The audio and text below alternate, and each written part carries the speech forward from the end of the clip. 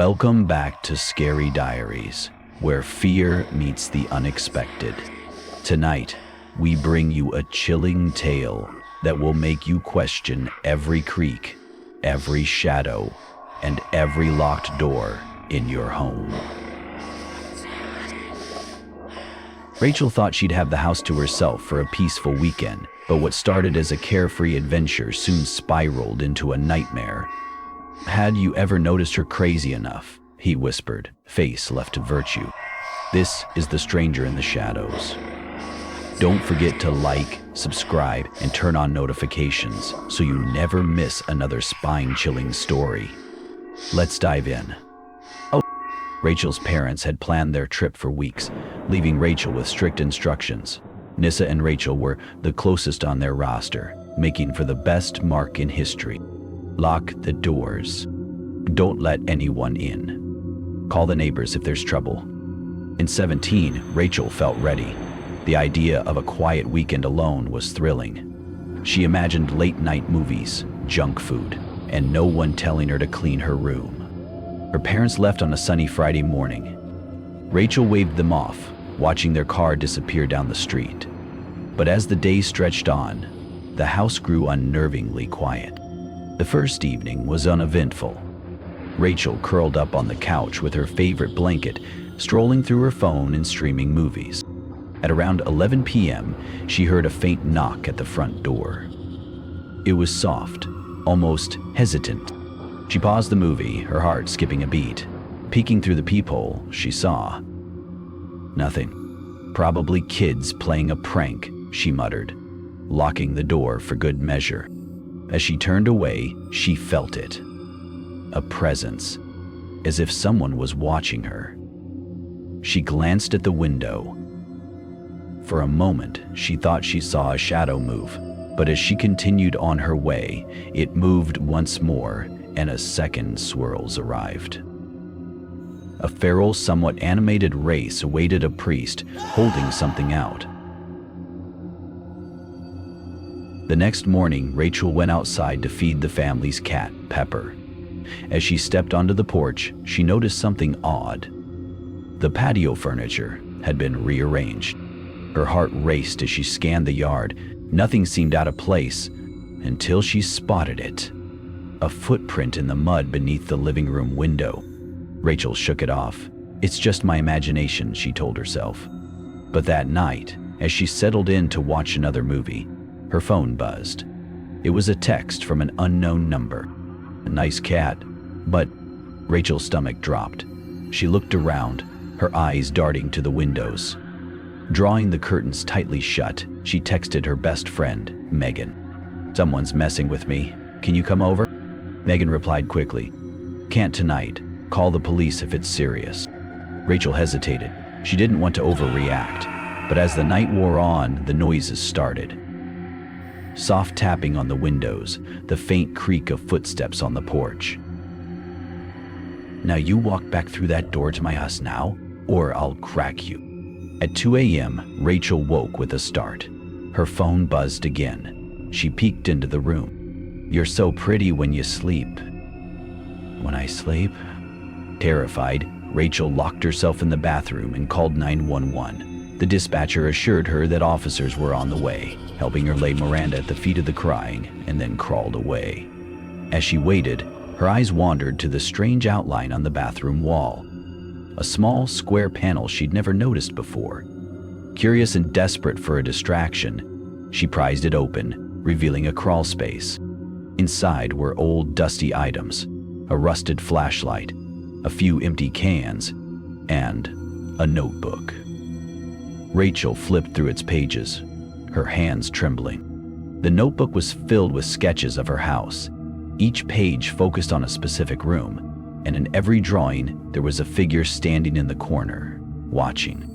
When the police arrived, Rachel handed them the notebook and explained everything. The officers searched the house thoroughly, but found no signs of forced entry or an intruder. "Probably a prank," one officer said, though his expression betrayed doubt. "We'll patrol the area tonight. Keep your doors locked." Rachel didn't sleep that night. Every creak of the house set her nerves on edge. The next day, Rachel tried to go about her routine, but she couldn't shake the feeling of being watched. She stayed in well-lit rooms and kept her phone close. As evening fell, she decided to call Megan again. They chatted for a while, and Megan promised to come over the next morning.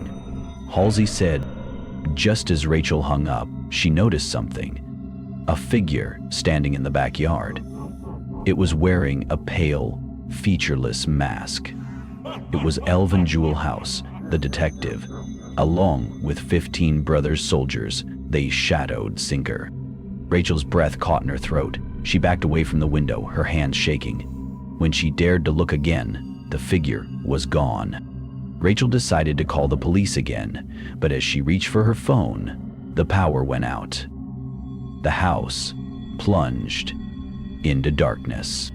Fumbling for a flashlight, she made her way to the basement to check the circuit breaker. As she descended the stairs, the air grew colder. No doubt about it, the global war had reached its climax.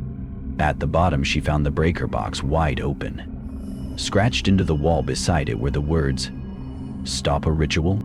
You shouldn't have come down here." Rachel turned to run, but the basement door slammed shut, locking her inside. I was too quick to move to sleep, and it had been a long night. Panicked, Rachel searched for another way out. In the far corner of the basement, she found a small window. She climbed through, scraping her arms on the frame, and ran to the neighbor's house. Mrs. Jenkins, an elderly woman, let her in and called the police. "You're safe here," she said, but her words did little to calm Rachel's nerves. When the police arrived, they found no one in the house. However, they discovered a series of hidden crawl spaces connecting the walls, leading to small peepholes overlooking every room. The police determined that someone had been living in the crawl spaces for weeks, possibly months. They found food wrappers, clothing, and a mask matching Rachel's description. But the intruder was still at large. Rachel's parents returned the next morning, but the damage was done. Rachel refused to stay in the house and moved in with a relative. Weeks later, the family received a final text from the unknown number. "I'll miss our time together." I was in my senior year of high school about 6 years ago. I grew up as sort of an outcast in high school. I wasn't bullied or anything, but I also didn't really have any friends. And I didn't mind that solitary lifestyle, though. I went through school and then would come home and play video games, and losing myself in those digital worlds was my escape. My home life wasn't what I would call bad either, but the price was so great, I decided I might as well take it. It was just my dad and me. I loved my dad, and he worked so much to provide for me. And when I was young, maybe 10 or 11 years old, my mom got involved with some bad people and their hobbies, if you know what I mean. My dad didn't want to expose me to that world anymore, and we eventually moved away. It was messy, but it was for the best. He tried getting her help throughout the years, but she always turned it down, until one day she was just off the grid, completely. It was sad, but we both moved on, and when I got older, he would have to leave for the weekend once a month for his job. I didn't mind, though. It may seem crazy to some people to leave someone at that age home alone for a weekend, but my dad trusted me. One specific weekend during senior year, when my dad left for the night, I started my normal routine. My pops would leave me some money to order a pizza and some soda, and we never had soda in the house, so getting this 2-liter with the pizza was like a double treat for me. My night was beginning to play out, just like every other night that I was home alone. I demolished the pizza and drank most of the soda, and after a little breather on the couch, I went to my room and started playing some PlayStation. And this is how I would spend most of my weekends, even if Dad was home. I would usually play Call of Duty, but Grand Theft Auto Online had just come out, so I had been spending some time playing that. And after a few hours of that, I decided to play the single-player story mode, and the older I got, I seemed to play the story and games less. But for some reason, on this night, I wanted to play something with some substance. Even if it was GTA, now was a good time. You get it a go. And since I wasn't playing online anymore, I took my headphones off. As much as I game, I hate wearing headphones for long periods of time. I had been playing the story for a little while, and I thought that I could hear something coming from downstairs. There weren't any loud or jarring noises. It was just these sort of small little vibrations and little bumps. Now, I had been home alone a ton of times, and I didn't remember ever feeling any of those vibrations or hearing any noises like that. But at the same time, the noises weren't alarming enough that I was actually freaked out. It was a little after 1 in the morning, and I think it's just subconscious to be a little on edge when you're home alone at that hour. And every few moments, I would hear a little scoffing noise. I'd pause the game and try to listen intently. When I listened, I would mostly just hear silence and maybe an occasional little bump. Just because I was home alone, of course, the quick thought of an intruder crossed my mind. I'm even embarrassed to say that at one point I even thought to myself, are ghosts real? But then I would immediately shoot that idea down. This little internal debate would continue for about 30 minutes. Finally paused the game and went over and sat in my computer chair to just straight up listen for a few minutes without trying to listen over the sound of gameplay. And the sounds started to happen more regularly. The sounds of the little bumps that I initially blamed on cracking pipes or house noises started to happen more often. The little vibrations I could feel were now happening almost every second. It was like my dad might be downstairs. The only thing missing was hearing his voice, though. I had heard it somewhere, but I couldn't understand why, and I couldn't sleep either. And the thought of my dad coming home early even crossed my mind, but he would have called me, or at least poked his head in the room to see if I was awake.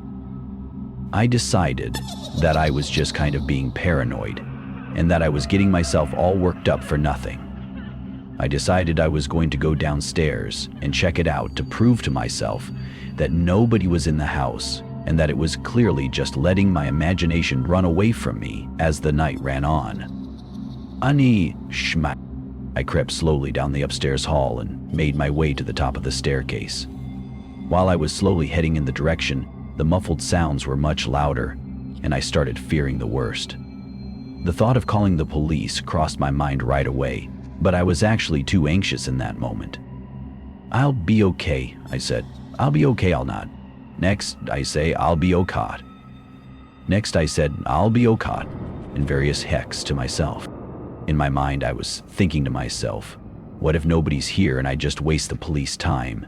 And when I got to the bottom of the stairs, I saw light illuminating the dark walls coming from the other side of the house. It was the kitchen light. It's possible I left it on, but I'm fairly compulsive, and I was nearly 100% certain that I had shut the light off before heading upstairs. It shined onto me for the first time in months, a faint glow in the corners of the room, a bluish pungent radiance that lit the movie. I was practically crawling to the kitchen. I was moving so slowly. When I was only a few feet away from the kitchen doorway, I could hear the sounds of rummaging, like someone was going through my cabinets in the kitchen, and that was accompanied by a soft humming voice.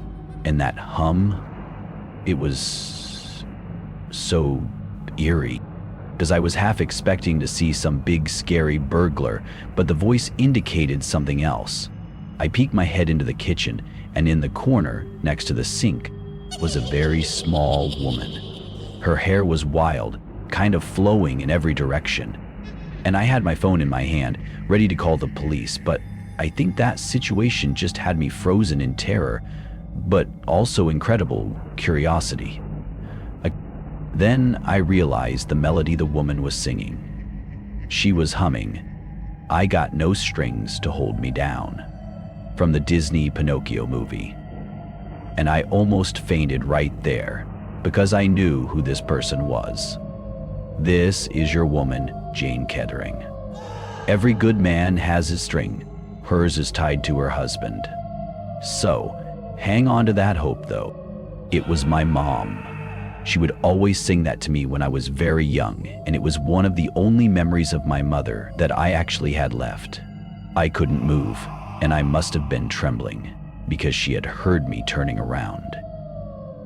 Levels.comic.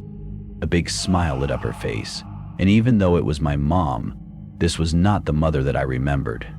Her teeth looked rotten, and her eyes looked like they were sunken into her face. In a voice that should have been soothing, but was somehow unnerving, she says, "There's my baby. And what are you doing awake at this hour?" I didn't respond. I just stood there like some statue. She came over to me and put her dirty hand on my shoulder, saying, "What am I going to do with your father? He's always changing out cabinets around." I swear that man doesn't listen. And then she started to laugh, but it wasn't charming. It was like some disgusting cartoon character laughing. And she turned back around and started humming and going through the cabinets again. I broke out of my trance and went to my room and locked the door. I then called the police and my dad right away. My dad made sure that I was in the bedroom with the door locked. He didn't go into details, but he said that there was a chance my mother might be dangerous and I needed to be safe just in case. The cops showed up and I heard a minor altercation. I could hear my mom yelling at the police to get out of her house. Weirdly enough, my mom took off when the cops showed up. However, she was actually planning to kill me. The police knew the situation from myself and my dad, who called after me, and I heard a brief struggle and then silence for a few moments. I heard a cop shout my name and told me it was all right for me to come downstairs. I spoke with the police for a little while as another officer drove my mother away. One officer stayed parked outside of my house all night until my dad came home just to help me feel safer, which I do really appreciate. My dad came home early the next morning and he spoke with one of the officers. I could tell by reading my dad's body language that he was uncomfortable and that we were potentially fortunate to avoid something horrible happening. My mother actually had 2 knives on her when she was apprehended. One knife she must have had when she broke in, and the other knife was a sharp kitchen knife that belonged to my dad that she must have stuck in her pocket when she was in the kitchen. She never used them or even threatened to use them, but the fact that she had them was enough to freak me out. But maybe the most terrifying part of this horrible nightmare was that my mother had no idea where we lived. Well, she wasn't supposed to have any idea. When we moved away, we moved far away. My dad never told my mom where we moved to protect me. She broke into the house by breaking one of the downstairs windows and crawling in. I didn't hear it at all, so it must have been when I had my headphones on or something. I wondered what her intentions were. If I had to bet, she had a history of misbehavior. Her misaccusations made no sense. And I thought of my mom just humming and walking around downstairs, potentially waiting for my dad while I was upstairs, and still freaks me out to this day. It's been about 10 years now, and I've only seen my mother twice since that night. She's been in some type of institution for years now. She has no memory of that night, but in all fairness, she doesn't have much memory of anything at all. It's sad, but it's true. Every time I hear that stupid song from Pinocchio now, I sort of freeze up. And I just hope one day I can forget about the fear that I felt that night and find a way to remember my mom in a positive light. One thing that I hate, almost more than anything in the world, is being waited on. I don't mean at restaurants or places like that. I just mean in life in general. I've always been pretty independent, and when I first met my husband, we didn't click right away because we would literally fight over who was going to pay for the check. Fast forward to now, and we have a nice balance of things. One thing that I usually do is take care of the house, and even specifically the kitchen. I cannot stand a messy kitchen and dishes in the sink. And he's infamous for leaving dishes in the sink, so that's why I take care of the kitchen when I can. Now, a few weeks ago, I had to have surgery on my knee. This past summer, I destroyed my knee playing softball and still continued to finish the game doing more damage to my knee. And I'd put the surgery off for as long as I could, but the pain was too much. However, with some time dedicated to writing, some assessments, and a ton of sleep, I was able to finish the game doing more damage to my knee. It wasn't even the procedure that I was anxious about. I actually wanted to just get it done and out of the way. I was more anxious that I was going to be practically bedridden for a little while. And my husband is amazing, and I knew that he'd take care of me, but I also knew that the kitchen was going to be a mess. I'm sure this makes me sound pretty controlling, but I don't even care. I just love making sure everything's clean. "There it is," cried Simpkins, a little shrill. "That ought to be perfect. Here comes the wonderful gossip of the fabulous Sakuri." And the day came. The surgery passed, and in bed I was stuck, and I hated it. For me, it felt like I was trapped in a cell. I was told not to move for several days unless it was for the bathroom, and even then I should have assistance. Luckily, we had a bathroom in our bedroom, so it was only a few hops in case I needed to go. The first night I stayed in bed, and the next day at home, I was already restless. I crawled to a lower level, staring wide-eyed at the shadowy figure on the floor. I hopped to the bathroom, and when I was done, I realized that I was actually getting around pretty well. When my husband left for work, he begged me to stay in bed and that he would take care of the kitchen and dinner when he got home. All I could think about was that the kitchen was a mess. It didn't take me long to convince myself that I was all right to make my way there for a little while and just do the dishes. I took my time on the stairs because, I will admit, it was not an easy task. When I got to the bottom, I smelled something strange. Was a Sancriago, not trash or old food that I was half expecting to smell coming from the kitchen. What I smelled was what I thought at first was sort of cheap cologne, but I know my husband doesn't even wear cologne. And then it hit me harder as I took a few more steps. It wasn't cologne. What I was smelling was Axe body spray. I knew it right away. When I was in middle school, all the teenage boys would spray themselves with it after gym class to mask the smell of the body odor, and I'll never forget that horrible smell. I took a few more hops.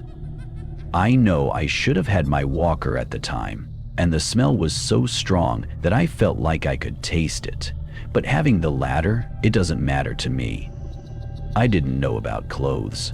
My father was too kind to teach me. I knew my husband wasn't wearing that because I could have easily smelt it on him by now in our relationship, and I went to text my husband and said, "Hey, don't get mad, but I actually hobbled downstairs. Why does it smell like Axe body spray here?" After I sent it, I went to the kitchen, and I'll have to be honest, I was surprised. It wasn't a mess. There was a small plate and fork in the sink, and other than that, he was doing a good job at keeping the kitchen in line. I went over and washed a couple of things in the sink, and noticed that the back door, which is in the kitchen, was slightly opened. More ajar, a crack than actually open, but it still wasn't shut. Maybe this isn't that big of a deal for some people, but we rarely, if ever, use that door. When we go out back, we usually go out the side door. We usually just keep that door locked and put the recycling bin in front of that door. And I sort of hobbled over to investigate some more, and I noticed that the bin had moved a few inches as well. It was like the door was open from the outside and the bin slid out of the way just enough to let someone in.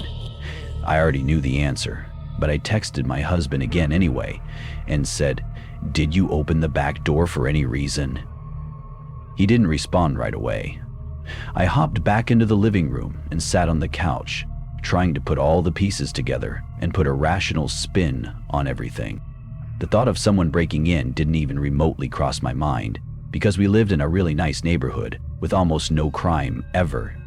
My husband called me back a few minutes later and told me that he had called the police just as a precaution to make sure nobody broke in, and that he was heading home from work as well. I got off the phone with him and sat there quietly waiting for the police and my husband to show up, and then, without noticing, bang, the closet door in the living room shot open.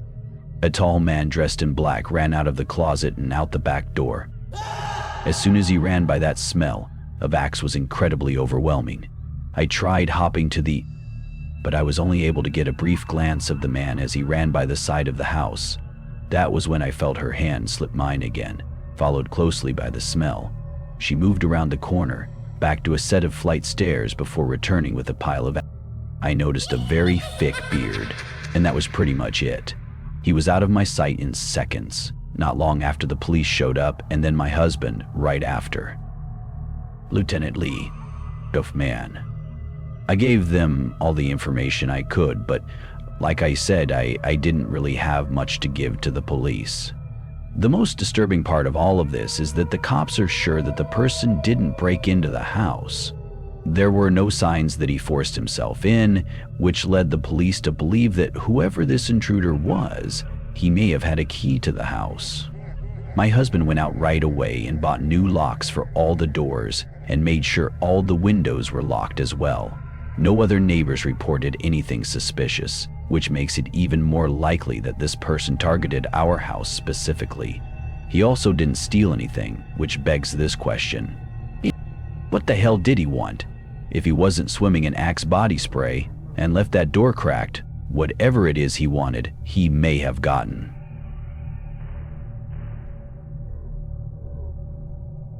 We've all had traumatic things happen to us in life. Some are much more serious than others. And when I was in high school, something traumatic and horrifying happened to me when I stayed overnight at one of my buddy's houses. His parents were going out of town on Saturday night to celebrate their anniversary. He invited me over to just kind of kick it and hang out for the night so he wasn't alone. We did invite a few people over, played some games, but ultimately everyone left around 11 or so. He and I hung out for a little while longer, but then decided to lie down at around 2 in the morning. We were dozing off watching The Office when we heard a loud bang downstairs. I thought that it sounded like it was the door, but my friend said that they thought it was a neighbor and just to ignore it. He was pretty tired at that moment, and now we were both on the verge of sleeping, so we didn't overreact at first. Maybe it was just the neighbor. I mean, it could have been a bird hitting the house or something. That bird that left me had fear. He worried hard until the sound of the French door came to hold them in check. Paul leaned against the wall. My aunt bounded into the room, face expressionless, and just as we convinced ourselves it was nothing to worry about, the knocks at the door started. Almost in a perfect rhythm, the bangs on the door echoed throughout the house. We had no idea at that moment what to do. This was clearly not a neighbor. This was real life. And there was someone knocking on the door at 2 in the morning. Every couple of seconds, the knocks would come again. Sometimes they were harder, and sometimes they were light knocks. It didn't matter what type of knock it was, just the thought that someone was standing out there at this hour was enough to scare us out of our wits. We both snuck over to one of the windows so we could catch a glimpse of the knocking person. It was just a normal-looking man we saw. He didn't look like some addict, a criminal, or even just really sketchy. He literally looked completely normal. He was wearing what seemed to be a nice pair of sneakers, jeans, and had a nice sort of Nike polo shirt on that you might even wear going golfing. His hair was short and parted but neatly groomed, and he was clean-shaven. Not exactly a scary individual, but still, just so weird, and so unsettling given the time. We both looked at each other in confusion, trying to process what was happening, and trying to think of the correct way to handle this. And then he started to bang on the door again, and we jumped down. Remember, this is 2 in the morning, so this could have been a Girl Scout selling cookies, and it would have been unsettling. I was watching out the window while my friend was trying to call his parents. He was unsuccessful, but he kept trying. He wasn't smart enough to call the hotel or wherever they were staying, and the guy finally just walked away. But the relief was short-lived. Maybe 30 seconds later, he returned and taped a note on the front door. "It freaking works," Sanders said, and he took off down the corridor. He didn't knock this time, or anything, just left that note. He sat on the front steps for almost 5 minutes, and then walked away. I kept looking outside, but I couldn't see him, and we both decided that whoever this character was, he had to have been gone now. My friend went to unlock the door and I yelled at him to stop. He told me the guy was gone and that I had nothing to worry about anymore. He wanted to know what the note said, and I'm not going to lie, I wanted to know what it said as well. My friend opened the door and grabbed the note, and as he was pulling the tape off the door, we heard a loud, bellowing voice from the distance. "Hey, you!" And we both froze and looked up. The knocking man came out of the bushes from across the street and started to charge at the door. "Not after us," Andrew said, cocking his head toward the door. We both screamed as we were shutting the door, and another large man came out of the bushes and followed the man from earlier. My buddy slammed the door and was fortunate enough to get it locked before they reached the door. Both men started to pound on that door, not knocking, pounding. "What is supposed to happen?" he yelled. "Where is your mother?" Lord sobbed as he reached towards Corbin. I looked out the window and I saw the larger man, who wasn't out there originally, slamming his shoulder into the door. The bangs on the door were unrelenting, and we started to fear the worst. Finally, my friend called the police, and the guys outside must have heard what we were saying, because they fled instantly. Then they got up, I think it was an attempt, and went to a cell office. A fool's errand. The police showed up and thankfully were able to get a hold of my friend's parents, and they came home immediately. The worst part about all of this was the note that had been taped to the door. It was a very violent and detailed note about being at the house to pick up the money. I remember it saying things like, "No more running around, no more excuses," and a bunch of other things like that. The note was signed with some name like Leroy. His dad denied everything and claimed and swore up and down that he had no idea who this Leroy was and what money he was talking about. I remember it being very weird and very uncomfortable around this family for a while, until it was all sort of forgotten about. My friend and I never forgot about that night, though, and we still talk about it to this day. I wonder to myself all the time if his dad was secretly up to something. I mean, the note addressed him specifically by name. They knew where he lived, and then after that night, nothing ever happened again. It just all seems so weird, but I guess I don't know enough about the seedy underbelly of society to know if this is normal or not. We never got any more closure on that night, and trust me, I tried. One night, we pestered his dad for an hour trying to get information, and he just kind of rolled his eyes, saying that it just must have been some weirdo playing a prank maybe. Whatever it was a horrible night, and a memory that I'll always remember. And to this day, I still don't like being home alone. This was a period of time when I was peddling myself, and the two events were in conflict.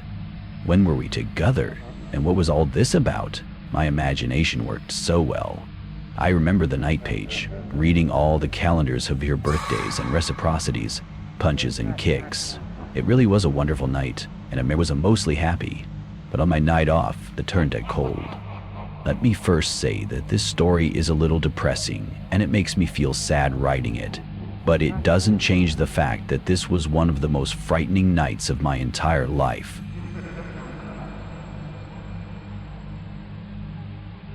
My father passed away when I was 4 or 5 years old. My mom met David when I was 10 years old, and he ended up adopting me several years later. Even though David wasn't my real father, he raised me as if I was his own daughter, and I loved him like he was my real dad. Scratch that. I hate the phrase real dad. That man wasn't like a real father. He was my father. He was a great man, and he treated my mother and me like we were the most important things in the world. A few months back, David passed away. All the way. This cover package, this is for you, my friend, he said to the man in his picture. He got sick suddenly and he died not long after. It was sad, and it hit my mom really hard. He was old, but it didn't hurt any less. My elderly mother was already declining in her health, and we were worried that this may be the final straw that broke her back. A few nights after the funeral, Mom would call me in the middle of the night. Every time I thought, oh no, and figured the worst. It was bad, but not the type of bad that I thought. She was terrified. 2 nights in a row she called and claimed that someone was in her house. She said she disappeared, but it wasn't true. She could hear them moving around and she was incredibly scared. My husband and I felt horrible. On both days, we went over and searched the entire house and found nothing out of place. It didn't look like anybody broke in. Nothing was stolen, and we triple-checked that everything was locked up tight. On the 3rd day, my mom begged me to stay overnight. This was if the intruder showed up again. I could witness and either stop them or call the police, or something. Honestly, I just thought my mom was really tired and was dreaming and thinking her dreams were real or something. Things have changed, haven't they? And at some point during the night, I thought that I heard someone or something coming from the dining room. It was jarring because it was clearly a voice. For a single second, I thought my mom was right and people were breaking into the home. The next second, she added, "Ready the cameras, Cody." I slowly got off the couch and started to head toward the noise. I rolled out ghosts because I'm not really into any of that. And I started to think that maybe it was someone homeless or something, and they were squatting inside this elderly person's home. All these ideas were running through my head 1,000,000 miles per hour as I was drawing closer to the noise. When I was only 1 room away, I could clearly hear the voice. It was my mom. I stopped sneaking at that point and walked into the dining room. My mom was sitting at the head of the table and having a full-blown conversation with nobody. It was the strangest thing I'd ever seen. Her eyes were wide open, but they were almost glazed over. But she was awake and asleep, and she never looked in my direction, but she knew that I walked in. In a cheerful voice, she said, "Hello, dear. I'm just enjoying some time with David." I looked over, and the chair next to her was slightly pulled out, like my mom pulled it out for someone to sit in. I got closer to my mom, and her eyes were even more disturbing. It was like I could only see the white parts of her eyes, and mix that with her smiling and talking, and it was incredibly creepy. I tried to gently tell my mother that David passed away, and she just laughed and waved her hand in my face and said, "You're so silly. David's sitting right here." After a little while, her legs shot out from underneath her, and she was a corpse in my arms. I was at a loss for words. I didn't know the correct way to handle this. Do I just make my grieving and elderly mother happy and let her think that she's talking to her dead husband? Or do I try and wrangle her way back to reality and her crushing heartbreak? She grabbed my hand, and still not looking in my direction or changing her facial features, she says to me, "You can leave now, sweetie." I don't know why I was so scared. It was just David cleaning the house that I heard last night. It was just David. It was just David. I remember it word for word. She kept repeating that last part. The sleep talking turned into gibberish, and then every once in a while, I would hear the name David slip out of her mouth. I didn't realize until that night just how hard my mother took the loss and how fragile her mind had become. When I tried to move my mother, she snapped and growled at me like she was some animal, saying, "Don't touch me." I'm talking to him. I called my husband, and he met me over there. And we decided to call 911 because we didn't know what else to do. When they tried to take her to the hospital, she became extremely hostile and even violent. Not because we were taking her from her home, but because we were taking her from David. She kept saying that she wasn't allowed to leave because David wanted her there. He said, "Remember, you have permission to leave after we leave immediately, and if you're leaving explicitly, let us know immediately, and ask if we know what's going on. The mind can truly conjure up anything when it's hurting." My mother passed away not long after that night. God rest her soul. She never came back to herself after that night either. Her half-opened eyes and sleepwalking appearance never went back to normal. The doctors told me that she had some type of nervous breakdown, and due to her age, she couldn't separate reality from her mind. It really is so sad. When my biological father passed away, my mom was a wreck, but buried those emotions to raise me. David saved her in so many ways, so when she lost him, it was like she lost nearly everything. I'm sorry if the story was a downer, but I'll never forget how my mother was acting that night. I'm a skeptical person, but a part of me almost believes that David was there with her. It's creepy, but the mind is an insane tool. Even just my mom thinking that the man was sitting with her freaks me out a little bit. And take care of yourself, folks. And tell your loved ones that you love them any chance you get. I think the word toxic is actually toxic, and we throw the word around like it's some sort of frisbee. One topic that has always got brought up in that toxic conversation is toxic exes. Oh, how exes are terrible. Not all exes are bad though, but the ones that are, I think truly encompasses the word toxic. You see, I was engaged a few years ago, and it ended very poorly. My fiancée got a job about 100 miles from our hometown, so I moved with her and started a life here.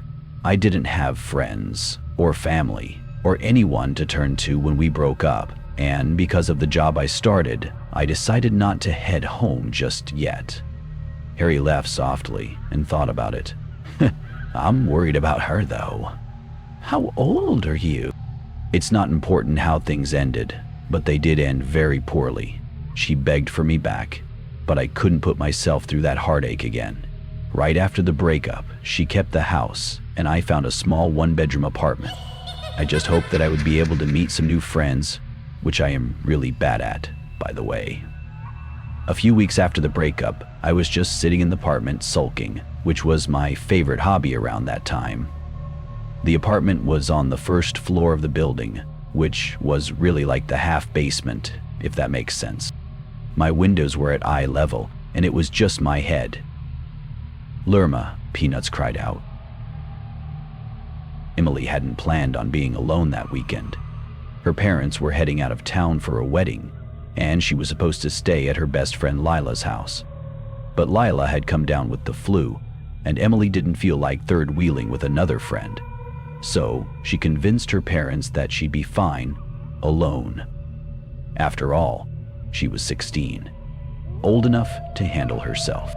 Their house was a bit secluded, tucked at the end of a quiet cul-de-sac, bordered by a thick forest. During the day, sunlight filtered through the trees, and birdsong filled the air. But at night, the forest turned into a black abyss. It always felt like something was watching from the shadows. It didn't matter that hollow panic trembled around. Still, Emily loved her home. It was cozy, with big windows that let in natural light, and a backyard that felt like her private sanctuary. Her parents hesitated to leave her alone at first, but she reassured them she'd be fine.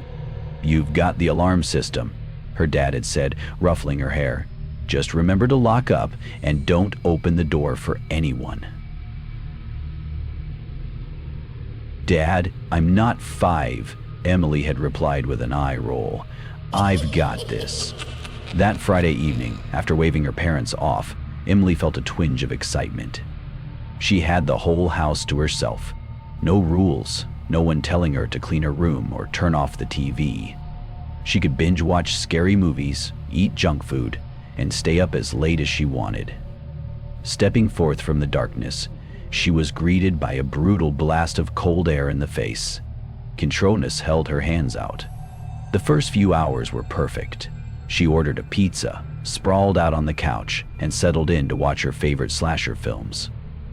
The occasional creaks and groans of the old house didn't bother her at first. She chalked it up to the wind and the cooling November air. But as the night wore on, the atmosphere began to shift. The first signs.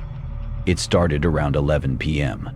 Emily was scrolling through TikTok when she heard a faint noise coming from the backyard. She paused, her thumb hovering over the screen. It sounded like footsteps crunching on leaves. She stood and crept to the sliding glass door that led to the backyard. The curtains were drawn, but she peeked through a small gap, squinting into the darkness. The backyard was bathed in pale moonlight, the towering trees casting long shadows. It had been settled there, at least for now. Nothing. She let out a breath and laughed at herself. It's just the wind. Still, she locked the sliding door just to be safe and returned to the couch. Unconsciously, Freddie grabbed the doorknob, slowly turned it, and then pressed herself against the wall. Around midnight, another noise caught her attention, a low, rhythmic tapping. This time, it was coming from the front of the house. Emily's stomach clenched. She muted the TV and sat frozen, listening. The tapping continued, soft but insistent. Heart pounding, she approached the front door. The porch light was off, but she could see a faint outline of someone standing just beyond the frosted glass. "Who's there?" she called, her voice steadier than she felt. "Violet." The tapping stopped. Leo became Seconds stretched into an eternity. Emily's breath caught as the figure outside moved closer to the door. She could hear faint, raspy breathing now. "Hello?" she said again, her voice trembling. No answer. Her hands fumbled as she set the deadbolt, then hurried back to the living room. She grabbed her phone and texted Lila. "You got it." "Yes." Lila, "What? Are you sure?" "Emily, they were knocking on the door, but now they're gone." Lila called the police. Emily hesitated. Was it an actual threat, or was she overreacting? She peeked out the living room window, scanning the driveway and street. Everything was still. Maybe it was a prank, she thought. Kids from the neighborhood had been known to pull stunts like that. The whispers begin. At 2 a.m., Emily was jolted awake. She didn't even remember falling asleep, but the sudden noise brought her back to full awareness. It was faint, almost imperceptible at first. Low whispers, like a conversation happening just out of earshot. The sound seemed to be coming from the kitchen. "We are..." The coyote growled again, and he looked like he was about to pounce again. The last time he'd done that, the coyote... Malia sat up on the couch, her heart racing. She strained to listen. The whispers grew louder, but she couldn't make out any words. Grabbing her phone, she crept toward the kitchen. The whispers stopped abruptly as she entered. Her eyes darted to the sliding glass door. The curtains were still drawn, but she noticed something that hadn't been there before. Illicit messages hovered around the curtains, as slow as dew. A long, dark smudge stretched across the glass, like a handprint dragged down the surface. Emily's stomach twisted. Her fingers trembled as she texted Lila again. "Millie, there's a handprint on the back door." "Lila, Emily, call the cops, now." Before Emily could respond, a new sound made her blood run cold. The doorknob to the sliding door jiggled. "Talasar!" The intruder. Emily froze.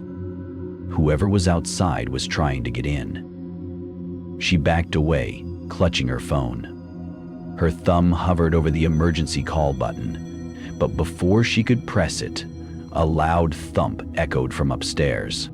Her mind raced. There's no way they got inside, right? She had locked every door and window. Her legs felt like lead as she climbed the stairs, gripping a heavy flashlight she'd grabbed from the kitchen counter. The hallway was pitch black, the only light coming from her slightly ajar bedroom door. The air felt colder up here, like the heat had been sucked out of the space. That, along with my own pulsing heart, made sense of the craziness. "Who's there?" she called, her voice shaking. No response. She reached her bedroom door and pushed it open. Her room was empty, just as she'd left it. But her window, the one she hadn't opened in weeks, was wide open. A frigid breeze blew in, ruffling the curtains. On the windowsill was a muddy handprint. Emily's chest tightened as footsteps sounded behind her in the hallway. She spun around, shining her flashlight into the darkness. Nothing. The whispers started again, louder this time, surrounding her. "Emily." Her name was spoken softly, almost like a chant. She bolted into her room, slammed the door, and locked it. She dialed 911 with shaking hands. "I have never found the rest of your people." The police arrive. The whispers stopped the moment the sirens cut through the silence. Emily stayed on the phone with the operator until the police arrived. The officers searched the house and surrounding property, but found no signs of forced entry. They assured her she was safe, but Emily couldn't shake the feeling of being watched. One officer stayed with her until her parents arrived early the next morning. The footage. Weeks later, after installing security cameras, Emily's dad reviewed the footage from the night of the incident. But little changed. What he found made his blood run cold. At 1:56 a.m., a tall, shadowy figure appeared on the back porch, standing just beyond the sliding glass door. It didn't move, didn't fidget, just stood there staring into the house. Its face was obscured, but its body was unnaturally thin, its arms too long. I saw a thought striking its victim, knowing I absolutely had to be the other. At 2:03 a.m., it tilted its head toward the camera before vanishing into the woods. Emily never saw the figure again, but she never forgot it either.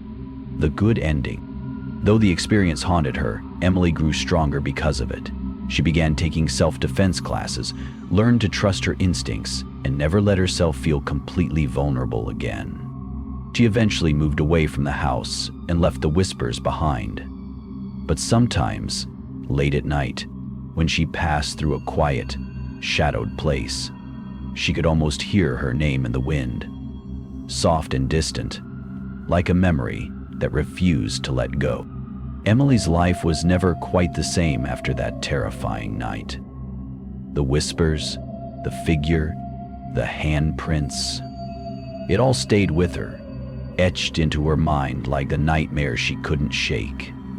But instead of letting the fear consume her, Emily chose to face it head on. She began taking control of her life. She joined self-defense classes, learned survival skills, and even started volunteering at a local shelter to help people who had been through traumatic events. Over time, she rebuilt her confidence, turning her fear into strength. The house where it all happened. Her family eventually moved away. They never had an explanation for what happened that night. The police never found any suspects, and the strange figure on the security footage was never identified. And yet Calliope Marco and her brown scarf around her neck has been found wandering U.S. national parks all over the country. But one thing was certain, whatever was out there that night hadn't been human. Years later, Emily moved to the city, leaving the house and the memories of that dark forest behind her. She rarely talked about that night, but the experience stayed with her as a constant reminder. Sometimes, the things that scare us the most aren't just in our imagination. But Emily didn't let the darkness win. She took back her life, proved her strength, and became an example of resilience. While the whispers in the figure may have been real, they didn't define her. So, if you ever find yourself home alone and hear strange sounds in the night, remember Emily's story. Double-check your locks. Trust your instincts. And always, always, listen to the whispers. But don't answer them. The creatures inside might be covering something. But often, most likely, it's the bads. Thank you for listening to this story. If you enjoyed it, don't forget to like, comment, and subscribe for more chilling tales.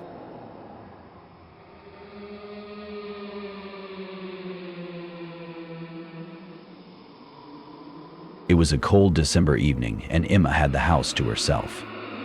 Her parents were away for the weekend, leaving her in charge of their suburban home. At 17, Emma was used to being independent, and the thought of a quiet weekend to binge her favorite shows seemed like the perfect break. The house was eerily silent as the snow fell outside, muffling the sounds of the world. Emma curled up on the couch with a bowl of popcorn, the soft glow of the TV her only company. She felt safe. After all, this was the house she'd grown up in, a place where nothing bad had ever happened. But tonight, something felt different. Chapter 2, The First Sign. Around 9 p.m., Emma's phone buzzed with a text. It was from an unknown number. "Are you enjoying the movie?" Her heart skipped a beat. She glanced around the room, half expecting someone to jump out of the shadows. Brushing it off as a prank, she blocked the number and went back to her movie. But the feeling of unease lingered. Half an hour later, Emma heard a faint tapping sound coming from the kitchen. She paused the movie and listened. Tap, tap, tap. The rhythmic sound was too deliberate to be random. "Probably just the wind," she muttered to herself, though her voice wavered. She got up and walked to the kitchen, her socked feet making no noise on the hardwood floor. The kitchen was empty, the windows were locked, and the back door was secure. She sighed in relief and returned to the living room. When she reached for the handle of the door to the backyard, she frowned and stopped. There was a second. Then her phone buzzed again. "Huh?" she said. "Nice kitchen. Love the backsplash." Chapter 3. The Stranger Outside. Emma's stomach tightened as she read the message. She ran to the front window and peeked through the curtains, her breath fogging the glass. The street outside was blanketed in snow, the houses dark and silent. Her phone buzzed again. "I can see you." Emma's hands trembled as she typed back, "Who is this? What do you want?" Haley said. "Pat." The reply came almost instantly. "I just want to talk. Come outside." She dropped her phone and locked all the doors, her heart racing. Grabbing a kitchen knife, she tried to steady her breathing. She knew she should call the police, but a part of her hesitated. What if it really was just a prank? The kitchen squatted beside her, a sign of respect, not a physical act. She dropped her hands to flip the light switch. Then she leaned in and whispered. Then the power went out. Chapter 4. The Shadow in the Snow. The house plunged into darkness, the only light coming from the snow outside. Emma fumbled for her flashlight and flicked it on. The beam cut through the blackness, casting long, eerie shadows. She moved to the living room window again, her flashlight aimed at the front yard. That's when she saw it. A figure standing just beyond the porch, barely visible through the falling snow. The figure didn't move. Emma's phone buzzed once more. "Why don't you invite me in?" Her blood ran cold. She crouched behind the couch, gripping the knife tightly. She tried to call her parents, but the call wouldn't connect. The Wi-Fi was out too. Finally, the Wi-Fi reached completion, and one by one, the voices stopped directly below, except for Adam's. The sound of crunching snow sent a chill down her spine. The figure was moving, circling the house. Rosalind immediately went to her feet, a little fear building in her gut. Chapter 5. The Basement. In a panic, Emma remembered the basement. It had no windows and a heavy, lockable door. She crept down the stairs, careful not to make a sound. The basement was colder than usual, and the air smelled faintly of damp concrete. She realized why it was called Laramie, his maiden name, even though it felt like opposite. She locked the door behind her and sat in the corner, her flashlight casting trembling beams of light across the room. Her phone buzzed again, but this time, it wasn't a text. It was a photo. Her heart stopped as she opened it. It was a picture of the basement door, taken from the other side. Chapter 6. The Breach. Emma's breathing became shallow. Whoever was tormenting her wasn't just outside. They were in the house. The doorknob rattled, and she stifled a scream. A low, muffled voice came through the door. "Emma? I just want to talk." The rattling stopped, replaced by a deafening silence. Emma strained her ears, listening for any sound. Then she heard it. A soft scraping, as if someone was dragging something heavy across the floor above her. She realized with growing horror that whoever was in the house wasn't alone. Chapter 7. The Escape. Emma knew she couldn't stay in the basement. Gathering her courage, she unlocked the door and crept back upstairs. her flashlight off to avoid drawing attention. The house was eerily quiet, but she could feel eyes on her. This wasn't a cabin, into her mind. In the kitchen, she grabbed her car keys from the counter and made a dash for the garage. Just as she opened the car door, she heard footsteps behind her. She turned to see the figure standing at the door to the garage, its face obscured by shadows. It tilted its head, as if amused by her fear. Emma jumped into the car and locked the doors, fumbling to start the engine. The figure moved closer, its hand reaching for the driver's side window. The car roared to life, and Emma reversed out of the garage, the figure's hand smearing the glass as she sped away. Chapter 8. The Truth. Emma drove to the nearest police station, shaking as she recounted the night's events. Officers were dispatched to her house, but when they arrived, the house was empty. No footprints were found in the snow. Inside the house, everything was untouched. Except for one thing. On the living room coffee table sat a single Polaroid photo.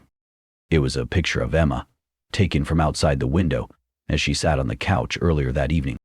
On the back of the photo, scrawled in messy handwriting, were the words, "See you soon." Closing remarks for YouTube video. This story, The Visitor, is a reminder that being home alone isn't always as safe as it seems.